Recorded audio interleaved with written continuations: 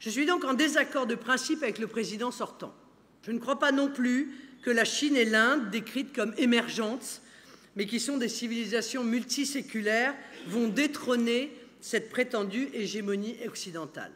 Je pense simplement au retour à un monde multipolaire, ou plus précisément à un concert des nations, au sein duquel la France doit retrouver sa place naturelle.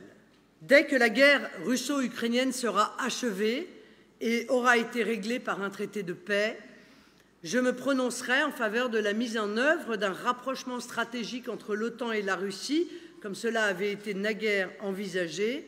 C'est l'intérêt de la France et de l'Europe, mais aussi, je crois, des États-Unis.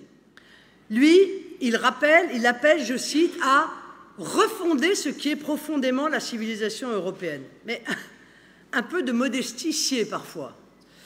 Qui sommes-nous pour refonder une civilisation qui est le fruit de plusieurs millénaires? C'est bien dans l'esprit En Marche qui se pense condamné pour poursuivre à un mouvement, à une agitation permanente, ce qui est l'exact opposé de la civilisation.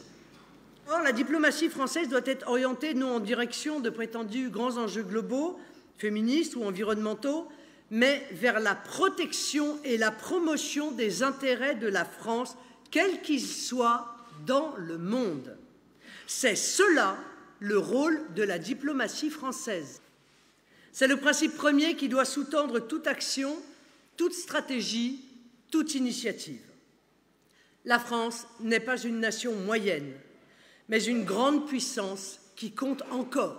Je ne placerai simplement jamais nos forces armées sous un commandement qui ne relève pas de la souveraineté nationale française, ni sous un commandement intégré de l'OTAN, ni sous un futur commandement européen.